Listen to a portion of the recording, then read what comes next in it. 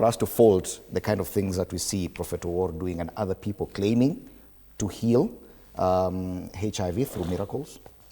Thank you, Fred, and not at all. I would want to quickly occupy the corner, because I've seen we've come from a legal perspective from Honorable Ngatana to a student of the region, my senior, who is sitting next to me. But currently, as you may be aware, there has been a change in trend on how people perceive religion. If you look at a younger generation, if I can talk on their behalf, because that's where I would probably think I belong, we're asking questions that basically were not asked before. So your question is very right in terms of us trying to question things like what Prophet Owor is doing. And that is why when I looked at that particular episode that you aired earlier today, I could see clearly. We are people who believed in evidence, something that is touchable. When you tell me you healed a particular individual and name their name, and you even go ahead and interview that person and they tell you which hospital they went to test for the first time that they were diagnosed with this particular ailment, and then again to go back and say that they are now been healed. We are people who would want to go straight into the details and ask questions to the hospitals themselves. This generation, Fred, do not sometimes even believe in the medical, what I would call the traditional healers, the witchcraft and everything.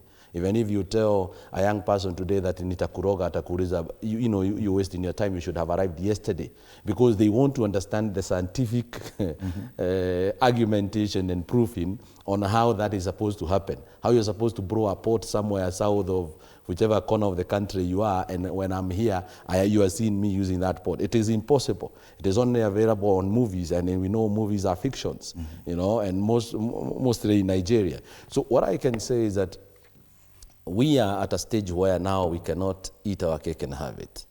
We need to ask ourselves the difficult questions and not use precedences of other people that they were not able to actually, regulate churches. We need to get into a stage where we say we can do that. Because obviously when we are suffering in Shakahola and losing hundreds of people, and as Danson Mugatana would tell us here this morning, these are people we had stories of, they sold their property, took it to someone, and then headed to pray, to wait for Jesus. I don't believe that Jesus wants you to sell your property and give it to someone that purported to represent him. I mean, it doesn't make sense at all. Okay. So even if we have to look at religion, Fred, it has to make sense.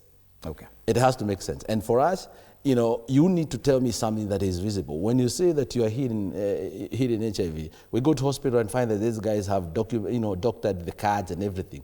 How do you expect me to believe that you even healed someone who was not seen? There's an obvious level of deception, as was able to show through that episode.